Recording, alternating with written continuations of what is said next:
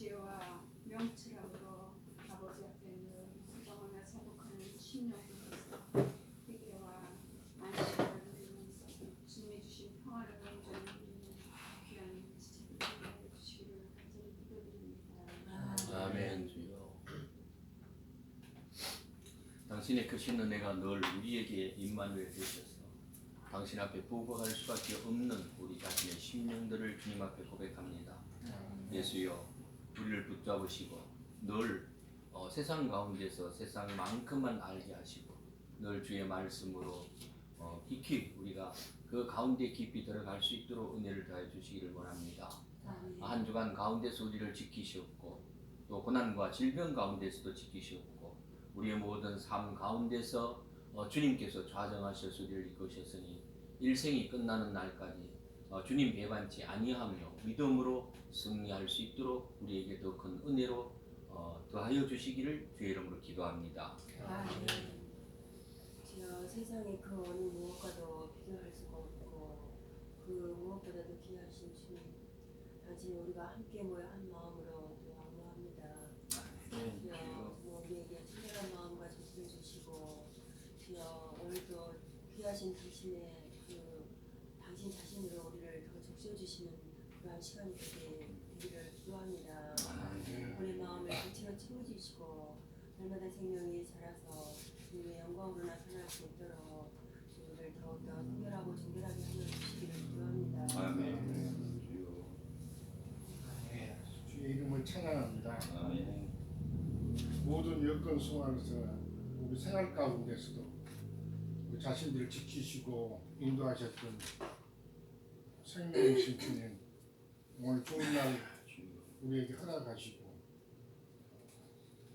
주님 피로 사신 귀한 권속들을 모으셔서 함께 모임 안에 참여되게 하시고 모임 가운데서 또한 여전히 주의 말씀과 주의 이름이 우리 자신들을 통해서 높여지고 또 우리 삶들을 통해서 주님만 증거되는 아름다운 교회 생활 안에 우리를 주신 것에 대해서 감사하고 찬양을 드립니다. 아멘. 오늘 에베소서의 말씀도 함께 나눌 때에 주님 이 땅에 우리가 어떠한 교회 생활을 실행해야 되고 어떻게 주님 앞에 삶으로 나타나며 어떤 삶을 살다가 주님 앞에 가야 될 것인가에 대해서도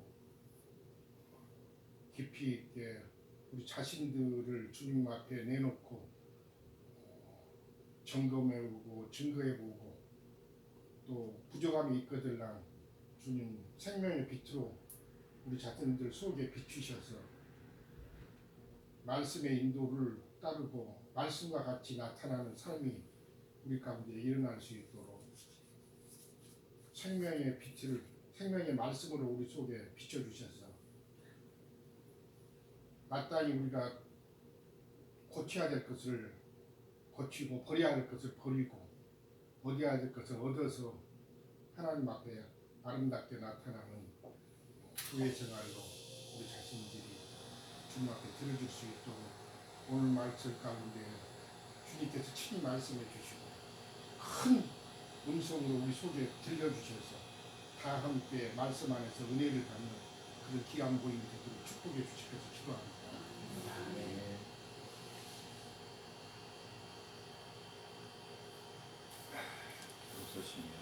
에베소서 3장 끝 났죠? 4장 4장으로 들어가겠습니다. 한장 있으시면 한장 예, 마무리하실 분 있으면 하시고 오늘은 4장 1절에서부터 4장 오늘 전체 한번 읽어주나요? 예, 한번 쭉 따라가면서 같이 한번 읽겠습니다.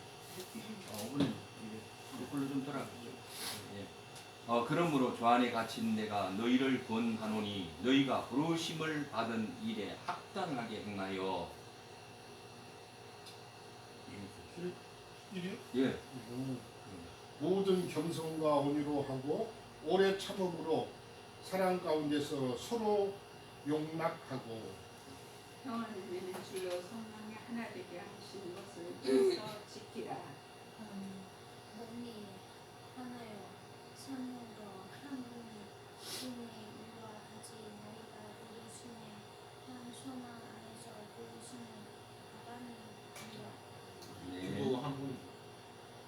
하나님도 한 분이시니 믿음도 하나요, 세례도 하나요. 아멘. 하나님도 한 분이시니 곧 만유의 아버지시라. 만유 위에 계시고 만유를 통일하시고 만유 가운데 계시도다.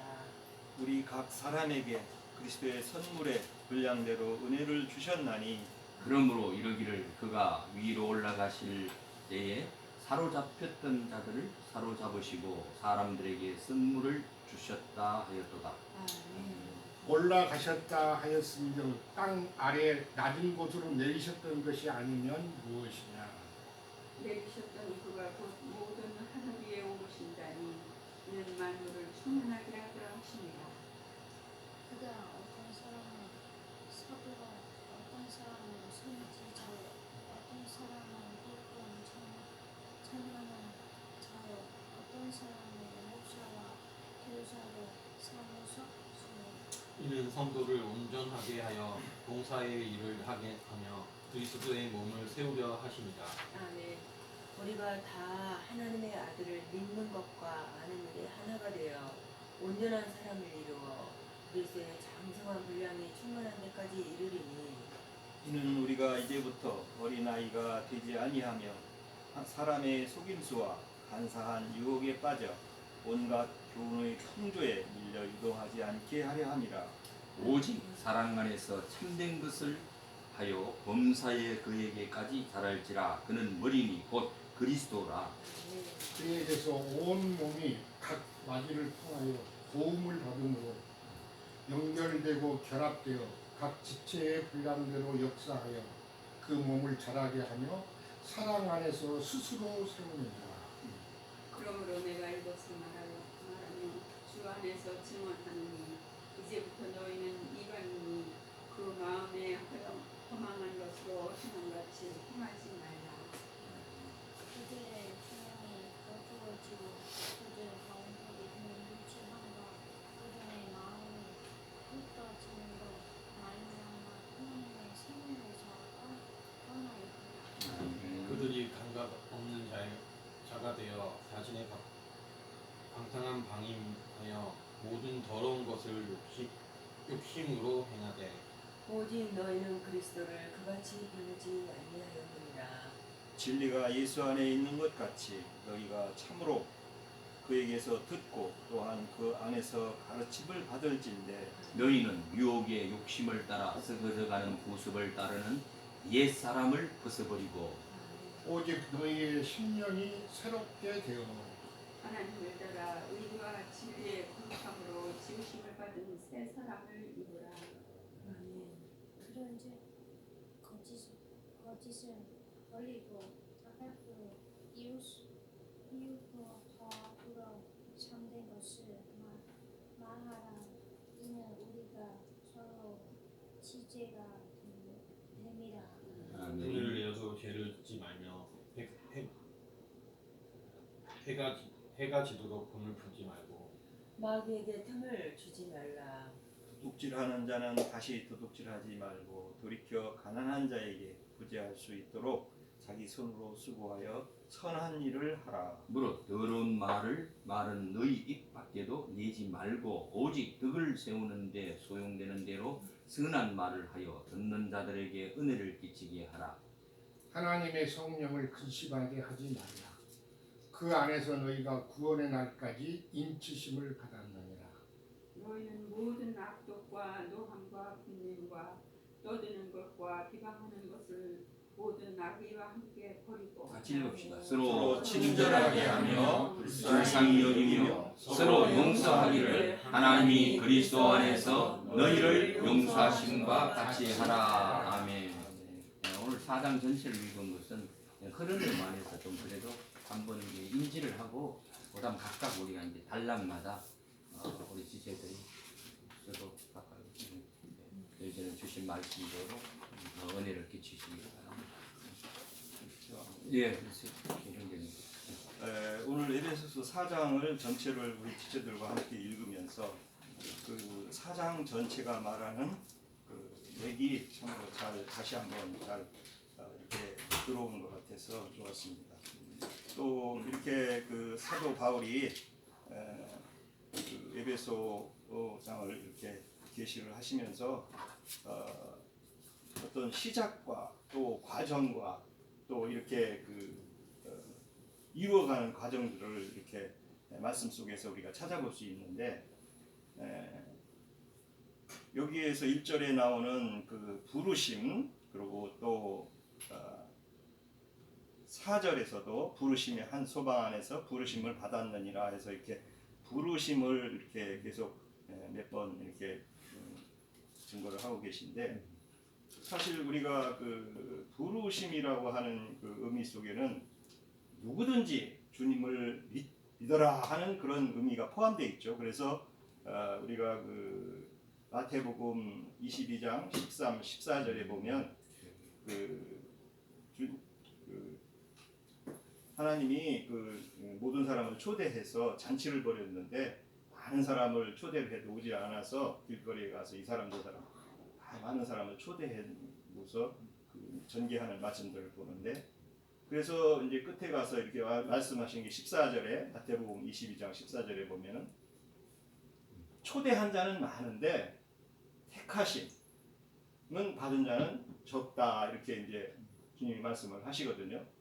그래서 우리가 부르심이라는 이 속에 거듭남의 그 시작, 주님을 믿는 시작이 내포되어 있잖아요. 그런데 많은 사람들은 부르심 안에서 변질과 타락과 이런 과정들이 수반이 된다는 게 성경의 얘기입니다. 그래서 그 부르심 안에서 신앙생활을 잘못하게 되는 권면이 성경을 전체의 맥을 이루고 있잖아요. 그래서 또 시편 뭐 1장 같은 데 우리가 보면은 너희가 교만한 자의 길이 가지 말고 악인의 꾀를 쫓지 말고 복 있는 자는, 그렇게 신앙생활을 어떤 신앙생활을 할 건가를 시편에서부터 이렇게 기록하고 있습니다. 또 전도서 어떤 데 가거나 이러면은 음료의 꾀를 쫓지 말고, 음료가 뭐 따라주는 음료의 그걸 조심해라, 음료의 교훈들을 조심해라. 신앙생활에서는 많은 함정과 변수가 따라올 수밖에 없다는 것을 성경을 통해서 늘 증거가 되고 있습니다. 그래서 저는 생각해 볼 게, 우리가 시작은 주님도 늘 얘기했지만 시작은 참 많은 사람이 하는데 그 과정 중에 변질과 타락과 어떤 떨어짐이 있다는 것이죠. 그래서 우리가 뭐 창세기를 돌이켜보면 이스라엘 사람들의 많은 수가 홍해를 건너서 애굽에서 나와서 광야로 나왔지만은 많은 그 수가 광야 과정 중에 물론 양면성으로 육체의 의견들이 후퇴되는 걸로 그걸 이해도 할 수 있지만, 속사람이 자라가는 과정들도 이해할 수 있지만, 많은 수가 가나안 땅을 바라만 보고 그 지도했던 모세까지도 가나안 땅만 바라보고, 가나안 땅에 들어가는 수는 새로 난 자와 거듭난 자가 이기는 자들로 이제 또 진입하는 그런 그 여정들을 우리가 그려볼 수 있죠, 말씀들을 통해서. 그래서 저는 그 부르심 안에서의 그 과정을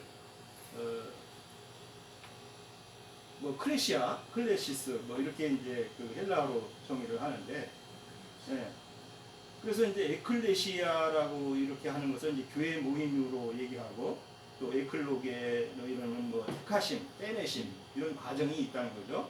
그래서 애가 들어가면서 이제 어떤 그 택함을 받는 과정으로 이렇게 이어져 가는데, 그 부르심 안에서는 늘 그 많은 사람들의 그 증거들이 어떤 부르심 안에 은혜의 그런 함축된 속에서 변질되고 신앙의 타락이 오는 과정들을 이해를 잘 못하는 분들이 있어요. 왜냐하면 부르심이 단 줄 알아요. 부르심이 그렇지 않잖아요. 부르심 안에는 우리도 4장에 읽었지만은 온전함을 입어라, 장성한 데까지 가라, 또 새 사람을 입어라, 늘 속사람의 새 사람을 입으라고 하는 이 4장, 예를 들어서 4장을 보면은 바울 사도가 쭉 이렇게 말씀을 연결해서 나가잖아요. 그런 과정들을 이해 없이 부르심을 입고 거듭나면은 다라고 하는 이런 개념을 가지고서는 성경이 열리지가 않는다는 거죠. 그래서 교회 생활 속에서 연속성은 끝까지 말씀을 지키고 끝까지 인내해서 너희 구원을 이루라고 하는 말들이 당부가 계속 이어지거든요.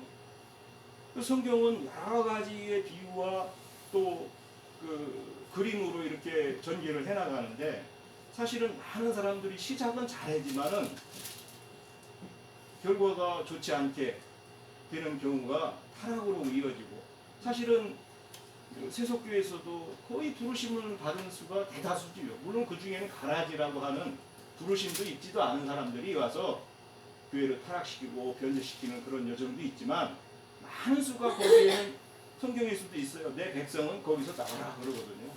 그러시면 그 사람들은 부르심을 받았다는 거거든요. 예. 부르심을 안 받은 사람을 내 백성이라고 주님은 하시질 않거든요. 그럼 부르심을 받았고 거듭난 자들이 그 타락된 종교 체계 안에 있는 것을 하나님이 원하시는 게 아니라는 거죠. 그래서 새로 너희는 새 사람을 입고 새롭게 되라고 하는 말씀으로 이렇게 이어가고 또 계시록에 가보면 그래서 바벨론에서 있는 내 백성은 성령과 신부가 증거하는 말씀으로 계시록에 왜냐하면 성경은 계속된 계시들이 이어져 가고 있기 때문에 계속된 말씀을 공급을 받으면서 진리들로 온전함을 입어야 되는 그런 신앙생활과 교회생활이 필수적으로 추구되고 요구되기 때문에 지속적인 말씀에 대한 계시가 따라와야 되고 그래서 바울 사도가 그런 그 온전함을 입는 과정들의 복음 증거 사역자로 이렇게 이상을 가지고 이렇게 증거를 하시고 이방인의 사도가 됐는데 이렇게 보면은 이제 바울 사도는 사실은 뭐 큰 자로서 사울이라는 그 가말리엘 학파의 신학을 하셔가지고 이렇게 오히려 예수 믿는 사람을 박해를 하고 하다가 정말 새롭게 주님의 비피증을 받아서 이상을 다시 보고서 이렇게 이상들을 주님의 몸된 교회를 이방인들에게 실현하는 복음 전하는 자로 이렇게 왔는데 저는 뭐 그렇습니다. 이게 바울 사도가 본 이상들이 오늘 우리 교회를 이루는 우리 지체들과 저에게도 동일한 그런 계시와 이상들이 열려서 정말 주님이 이 시대에 합당한 온전함을 잇는 교회 신앙생활을 우리가 추구해야 되고 그 추구함 속에서는 어떤 본인이 갖고 있는 잘못된 지식들은 진리가 증거되고 말씀 안에서 밝혀지는 하나하나들은 계속 버려야 되거든요. 계속 버리는 여정이 없이는 새로운 지식과 새로운 빛비침은 들어올 수가 없는 거거든요. 어제까지 저도 가졌던 잘못된 성경 이해가 있다면 오늘은 또 새로운 말씀 공급으로 더 많은 빛비침을 받아야 되고 그래서 늘 주님의 이상과 계시가 늘 넘치게 하는 그런 자기 자신과 우리 교회 모임이 되기를 이렇게 함축해서 증거를 합니다. 아멘. 아멘. 저는 저번 시간에 4장 제가 6절까지 거의 나눴었어요. 네. 이제 4장의 얘기는 우리가 잘 아는 것처럼 성령이 하나 되게 하신다는 것은 이제 결국 교회 생활에서의 실행을 어떻게 할 것인가 하나 되게 하시는 것. 교회는 하나가 되어져야만 집을 짓는 문제를 얘기하면서 제가 이제 기초의 콘크리트와 기둥을 세우는 문제를 얘기해 드리면서 그것이 바로 성령께서 우리에게 주신 즉 주님께서 우리에게 주신 그리스도의 율법대로 즉 그리스도의 율법은 믿음의 법이라고 얘기하죠. 믿음의 법으로 그것을 세워 나가야 된다. 어떤 법이 없으면은 이것을 이루어 나가는 데에 전부 흩어질 수밖에 없다는 것을 우리가 이제 알게 됩니다. 이런 그 사장의 문제들을 쭉 얘기해 나가면서 우리가 한 사람 한 사람 각자의 것에 있지만은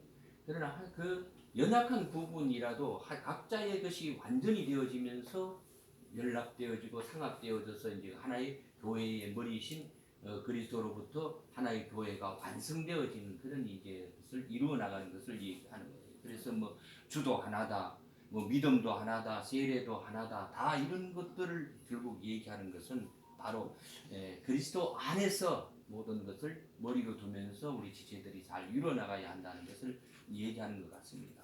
그래서 뭐네 그 4장 6절에서 제가 이제 그 말씀을 좀 하다가 조금 이제 중간에 주었는데 그 만유라는 얘기는 뭐 쭉 찾아보시면 많이 있더라고요. 고린도전서 3장 21절, 빌립보서 3장 21절, 골로새서 3장. 근데 이 만유의 전체적인 것의 핵심적인 것은 요한복음 1장 3절에서 딱 나타나게 되어져 있잖아요. 요한복음 3장 1절에는 만물이 다 그로 말미암아 지어졌느니라 이렇게 딱 결론을 딱 맺어놔 버렸어요. 그래서 우리가 어떤 성경에서의 부분들 좀 구분할 부분들이 있는데 그 원어 속에서는 이게 판타라는 단어가 있어요. 이 단어가 나오면은 이게 이제 만물은 만물인데 우리가 되어진 그 그냥 우주 만물을 얘기하는 것인지 그리스도 안에서의 만물 만유인지를 이제 좀 구별해야 할 그 필요가 있잖아요. 우리가 이제 구별되어진 삶을 사는데 세상의 삶과 그리스도 안에서의 삶이 이제 하나 일맥상통적인 것은 있지만은 세상은 세상만큼만 우리가 보아야 한다 이렇게 얘기를 하는 것처럼 말입니다. 그래서 이런 것들도 에베소 4장 1절의 말씀에서 보는 것처럼 주 안에 갇힌 자의 실체가 과연 누구일까? 내가 주 안에 갇혔다 이렇게 얘기를 합니다.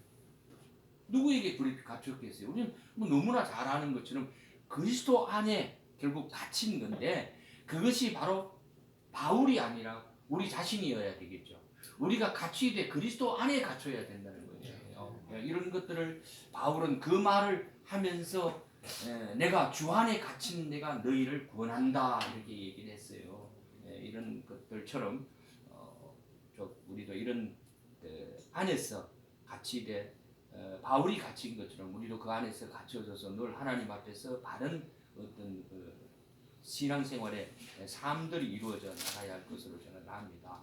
이제 보면은 그 하나님이라는 그 얘기를 좀 보면서 보면은 그게 그 엘 하나님, 그 다음에 이제 그 예호와 뭐 이런 얘기들을 하는데 그 성경에 보면은 결국 그 엘 하나님은 하나님은 한 분뿐이시다라는 것의 결론을 결국 이제 맺게 되는 것이에요. 그 하나님은 한 분이라는 거예요. 이사야 63장 16절 64장 8절에서 보면 엘 하나님과 그 다음에 여호와 하나님은 한 분이시다라는 것을 얘기하고 있어요. 즉 여호와는 하나님이시죠. 이런 것들을 우리가 이제 의미하는데 우리가 로마서 8장 15절이나 갈라디아서 4장 6절에 쭉 이제 나아가면서 좀 보면은 아버지라고 부르는 우리가 이제 그런 그 칭호를 갖게 되잖아요. 우리 그런 분들을 보면은 왜 그러냐? 이런 것들은 우리가 아들이 되어졌기 때문이죠.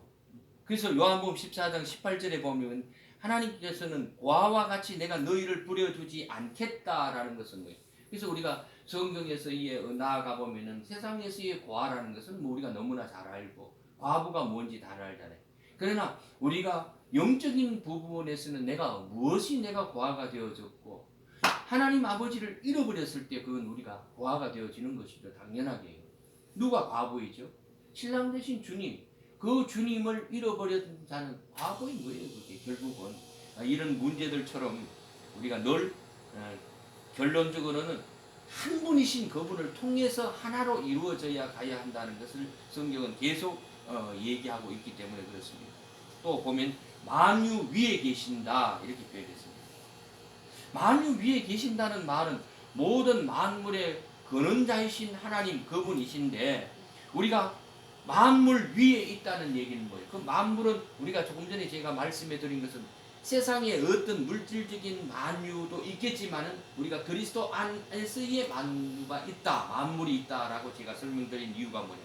우리가 혼의 구원의 상태에서 있을 때의 상황과 내가 더 나아간 그리스도 안에서의 그 초월되어진 삶을 사는 그하고는 전혀 이제 다르기 때문에 내가 만유 위에 계신다라는 표현을 썼다는 것을 우리는 알게 됩니다. 그래서 그 창세기 1장 2절에 보면 하나님은 하나님의 영이 수면 위에 운행하신다 이런 표현을 쓰고 있거든요. 이런 것처럼 우리가 늘 세상 가운데 있지만은 세상을 초월한 삶 가운데서 세상 위에서 만물 위에서 있어야 되는데 주님은 만물을 통일하신다 이래요.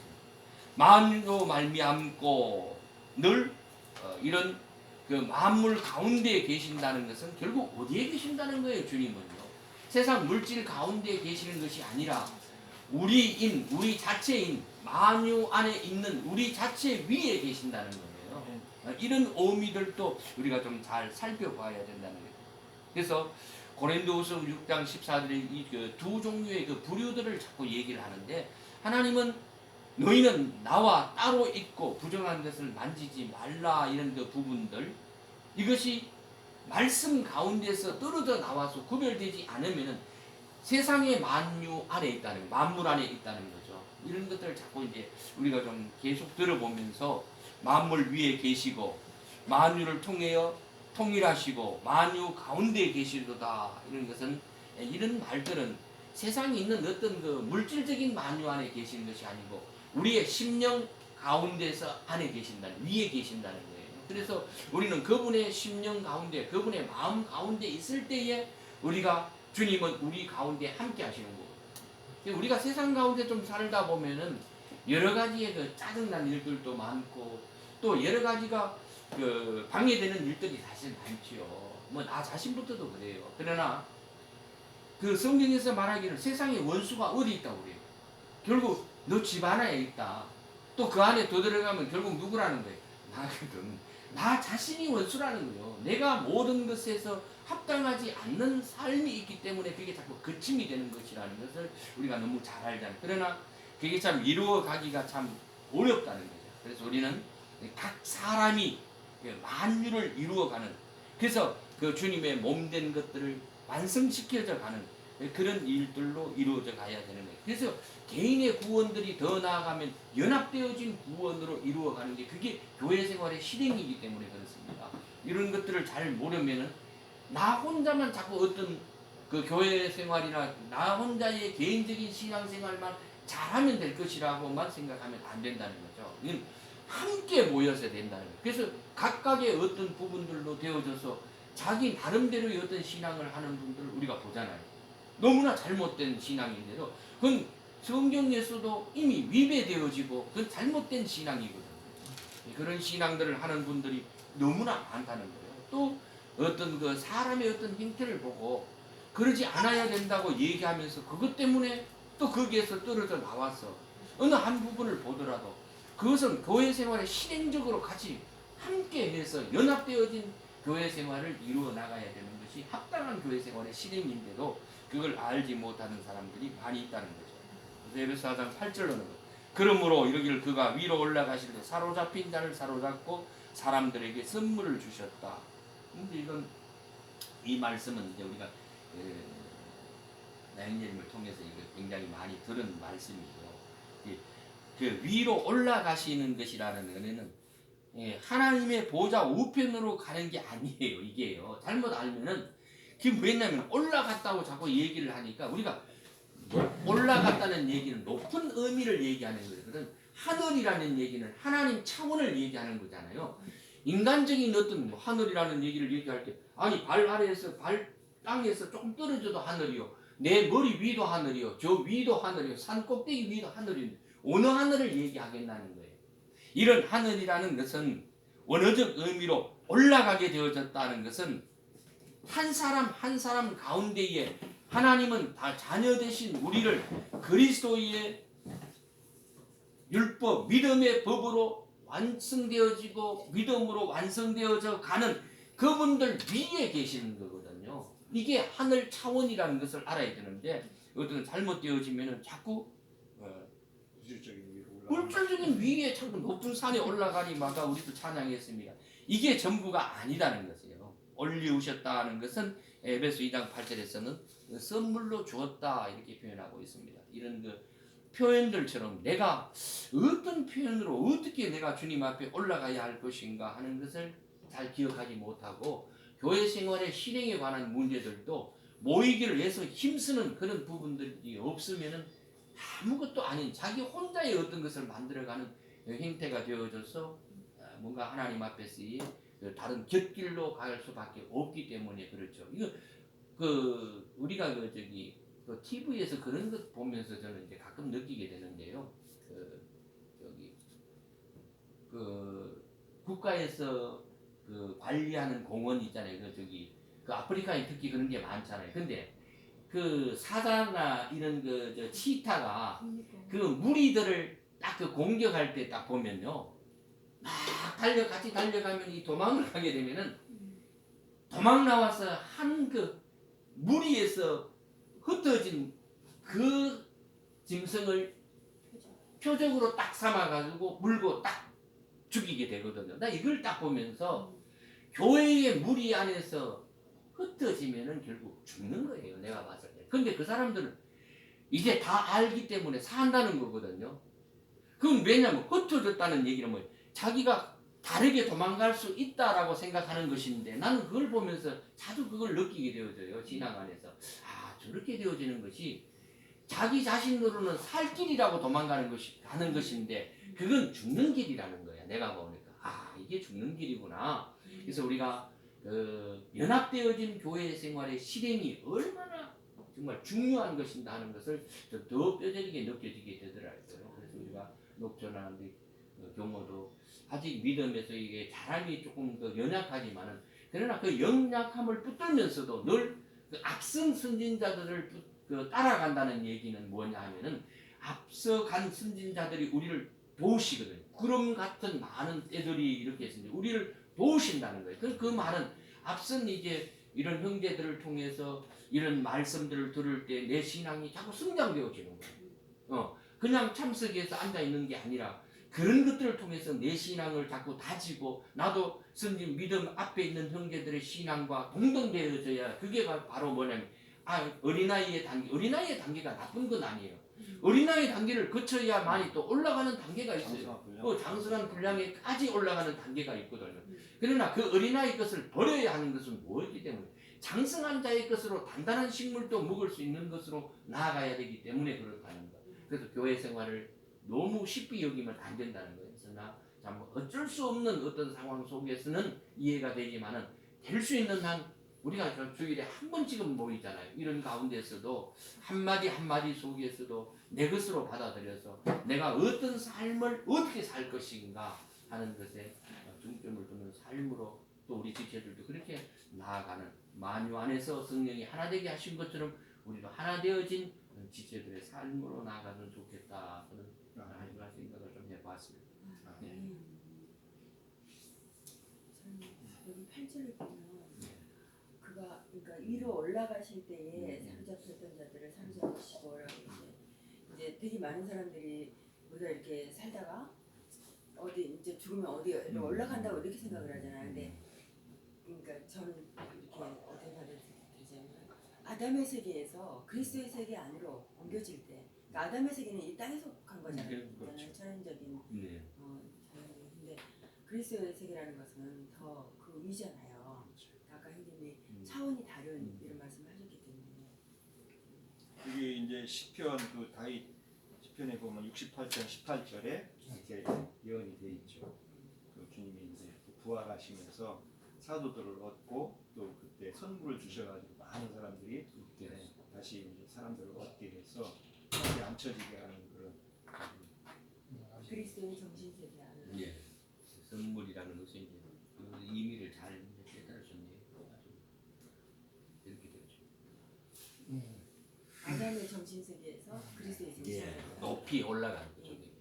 오늘부터는 4장 말씀 나누는데 에베소서가 크게 나누기 시작하면은 1장에서부터 3장까지 말씀을 되고 그 다음에 4장부터 6장까지 이렇게 말씀이 크게 대별하자면 나눌 수가 있는데 이제 그것을 이제 말씀을 대하다 보시면은 회장님들이 1장부터 3장까지는 계시에 관한 부분 교회가 무엇인지, 그 다음에 하나님의 비밀의 경륜이 무엇인지, 이런 것을 계시로 사도에게 보여주신 것이고, 사도가 그걸 받아서 서면으로 해서 교회에게 보낼 때 하나님이 영원전부터 갖고 계시고자 하는 것이 교회다. 교회에 관한 비밀한 것들을 계시로 이제 3장까지 보여주시고 나서는, 그러면 실제적으로 우리가 교회로 부르심을 받아서 교회로 건축되어야 되고 나타나져야 되는데, 그러면 교회 생활로 나타나야 되는 것이기 때문에 이것은 계시에 관한 부분이 아니고 계시로 받았다는 것이 우리 자신을 통해서 나타나져야 되는 것이, 실제적으로 나타나져야 되는 것이기 때문에 4장부터 6장까지는, 그러면 계시만 받아갖고는 되는 것이 아니고, 계시는 마음에 비춰지는 것이기 때문에 영안에 비춰지고 우리 내면에 비춰졌던 것이지만은 그것으로는 완성된 것은 아니고, 우리 몸을 통해서 실제적으로 형제 자매들과 연합되어서 행함으로 나타나서 각 지역마다 나타나져야 되는 것이기 때문에 교회 생활로 4장부터 6장은 앞에서는 계시에 관한 부분이었다가 하면 4장부터 6장까지는 실제적으로 우리 자신들이 형제 자매들과 연합되어져서 계시된 부분들이 교회 생활로 나타나져야 된다라는 것을 말하고자 하는 것이기 때문에, 어떤 면에서는 4장부터 6장까지는 그런 앞에 1장에서 3장까지로 계시로 보여주셨던 교회 생활, 교회에 관한 부분이 4장부터 6장까지 나타남이 없다 하면 너무 공허하죠. 뭐 이론이고 얼마든지 공허한 것입니다. 그래서 4장부터 6장까지는 더 중요하다라는, 그래서 이런 말씀들은 빨리 가려고 할 것이 아니라 정말 주님이 원하시는, 제가 그랬죠. 그 구약에 있는 성도들에게 모세를 통해서 성막을 건축하는 계시를 보여주셨던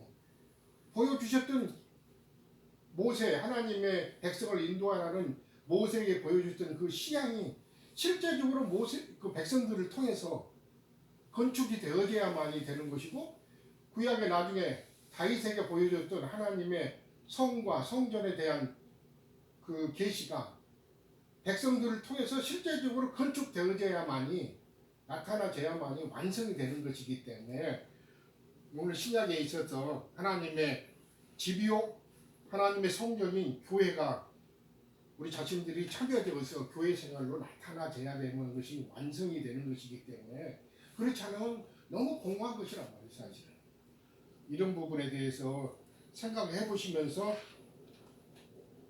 교회를 건축하는 시작점에서 4장 앞에 1절에 보시면, 주 안에 갇힌 내가, 형제님들 교통하셨던데 주 안에서 갇힌 내가 하는데, 지금 바울 사도는 지금 영적인 면에서는 주 안에 갇혔지만 실제적인 면에서는 로마 감옥에서 갇힌 상태에서 이 편지를 쓴 것이죠. 그렇지만 본인은 그런 세상적인 관점에서 이 말씀을 하고자 하는 것이 아니라, 주 안에서 내가 갇혀 있으면서, 감옥 안에 있으면서 계시를 받고 교회 생활에 관한, 교회에 관한 말씀과 교회 생활에 관한 말씀을 지금 성도들에게 공유하면서 이 말씀을 쓰고 있는 걸 볼 수가 있는데, 여기서 부르심을 이제 받았다는데, 그런 교회 생활 안으로 들어오도록 부르심을 받은 거죠. 우리 자신들도 다 부르심을 받은 일에 합당하게 행하여 그랬습니다. 행하는 면을 말씀하는 걸 볼 수가 있는데, 합당하게 행하면서, 그 합당하게 행하는 것이 그건 뭐냐? 2절부터 나온 말씀입니다. 모든 겸손과 그랬습니다. 교회 생활의 시작이 겸손한 성품 안에서부터, 신성한 겸손으로부터 시작되어야 한다는 걸 보여주시죠. 아마 다 경험이 있으시니까 잘 아실 거예요. 우리가 다 나름대로 옛사람 안에서는 다 한가닥 할 사람이고 뭔가를 가지고 있는 사람들이에요. 절대 낮아지려고 않고 어디 가든지 나의 모든 걸 보여주려고 하지 뭐 겸손한 걸로 이렇게 해서 가갖고 될 일이 아니죠. 세상 안에서 나가면은 다 뭐 뭔가가 자기 자신들을 뭐 겸손한 걸로 나가려고 안 하죠. 나라는 존재를 보여주려고 하지 실제적으로. 그런데 교회 생활 안의 시작은 겸손함으로 시작해야 된다. 그렇지 않으면은 교회 건축이 안 되기 때문에 그런 겁니다. 겸손한 것만 있을까 아니라 온유로 하고 그랬습니다. 문자적인 의미는 온유는 따뜻하고 부드러운 것입니다. 그렇죠? 이게 신의 성품에서 온 겁니다. 이것은 정말 갈아지고 우리 자신들이 부드러워진 것은 따뜻하고 부드러워진다는 것은 주 안에서 뭔가가 많은 다름을 받은 다음에야 온유한 것으로 나타나죠. 이걸 온유함이 없으면 형제 자매들과 연합되기가 힘들어요. 겸손과 온유가 있어야만이 형제 자매들과 연합될 수가 있습니다. 겸손하지 않으면 세상에서도 같이 뭐가 이렇게 흘러갈 수가 없어요. 왜 높은 데로서는 흘러갈 수가 없으니까 겸손함과 온유가 있어야만이 교회 생활 안에서 형제 자매들과 함께 건축될 수가 있는 것이죠. 깊이 가져가 봐야 합니다. 사실은. 저도 지금 에베소서를 주님의 진리를 아는데 지금 3번째 말씀을 형제 자매들과 같이 나누고 있는데 서대문에서 한번 나눴고 그 다음에 신림동에서 한번 나눴고 지금 안산에서 형제 자매들과 연합하면서 3번째 나누는데 매번 나눌 때마다 달리 말씀이 옵니다. 상당히 지금 안산에 지금 와서는 말씀이 빨리 왔습니다. 사실 빨리 증거가 되고 좀 뭐랄까 빨리 가는 면이 있는데 상당히 이게 깊이 있게 나눠야 할 말씀입니다. 겸손과 온유가 없으면 형제 자매들과 함께 교회 생활 안에 건축되기가 힘듭니다. 다 자기 나름대로 세상적인 것들은 잘나는 것이 다 있고 뭐가 높아진 것이 다 있는데 그거 가지고는 나서 가지고는 교회 생활하기 힘들어요. 깎아지기 힘들어지니까 낮춰지지 않으니까 또 아까 우리 김단장님 짐승에 비유해서 그 치타라 사자가 말씀 잘하셨어요. 동물의 세계 보시면은 먼저 흔들어 봅니다. 그 무리 가운데 꽉 있으니까 잡아먹을 것을 가서 흔들어 봐요. 그러면은 아까 우리 삐져나온 짐승을 잡아먹는다는데 뒤처진 짐승도 잡아먹습니다. 2가지예요. 하나는 그 무리에서 잘났다고 떨어져 나간 짐승하고 하나는 뭔가가 다쳐가지고 병들었으면 뒤처지거든요. 그 뒤처지든가 삐져나오든가 그 둘 중에 하나를 잡아먹어요. 병들었어도 잡혀있고 약해져갖고 다쳤으면 그 다음에 잘났다고 삐져나온 것도 그 잡힌 분. 아주 중요한 말씀을 하셨어요. 동물의 세계 그전부터 우리 자매가 보면은 제가 보면 가끔씩 TV 볼 때 꼭 그 동물의 세계를 보거든요. 근데 그것이 하나님이 우주 만물과 만들어 놓은 것인데 그 그림자인데 영적인 세계 안에 모형이에요. 우리 가운데도 뭔가가 잘났으면 삐져나오거든요. 그 다음에 병들었으면 뒤처지고. 그것은 꼭 잡아먹는 자에게 잡혀먹기 딱 쉽잖아요. 그걸 잡아먹어요. 우리 가운데 함께 있는 것은 절대 못 잡아먹어요. 양무리를 보십시오. 딱 붙어서 그냥 한치도 없이 막 붙어서 가요. 그러는데 병들었다든가 뭐가 하면은 그 양무리 가운데 뒤처지고. 그 뒤처진 것을 늑대가 와서 이리가 와서 잡아먹어요. 그래서 오늘 교회 생활에 겸손과 온유가 먼저 교회 생활 안으로 건축되는데 굉장히 이 품성이 이 겸손함과 온유함이 요구된다는 것이죠. 우리가 교회 생활 안에서 많은 부분에 형제 자매들과 상처 있고 교회 생활 안에 떨어진 이유는 겸손함과 온유함이 교회 가운데 없기 때문에. 아마 제가 다른 이야기를 내가 거들지 않아도 잘 아실 거예요. 그거 없이 삐져나와가지고 형제 자매들을 상처 주고 하는 이유가 이 겸손함과 온유함이 없기 때문에 형제들을 결국 상처 줘갖고 떨어뜨리게 하고, 상처 받는 것도 문제지만 상처 주는 것도 문제예요. 넘어지게 하는 것이 문제라고. 뭐 넘어지게 하는 것이 주님 앞에서 용납되는 것이 아니라 넘어지게 하는 자도 주님 앞에서는 심판받을 것이고 넘어진 자도 그것도 문제예요. 이렇게 나야 되거든요. 일어나서 그 상처받은 것을 치유되고 같이 우리와 함께 동성계에 가야 되거든요. 그러니까 내가 넘어졌다고 그것이 잘하는 것이 아니라 넘어지게 한 자도 문제고 넘어진 것도 문제다. 교회 생활 안에서 넘어지지도 말아야 되고 넘어지게 한 것도 용납 안 되는 것이죠. 겸손과 온유함이 없기 때문에 교회 안에 넘어지게 합니다. 기억을 꼭 하셔야 돼요. 그 다음에 오래 참으로 그랬습니다. 참 이게 형제 자매들 가운데 하다 보니까, 왜냐하면 모든 배경도 다르고 출신도 다르고 시대도 다르고 여러 가지 그런 무리들이 주님 앞에 부르심을 받아가지고 함께 옵니다. 왜냐면 우리 녹초자매님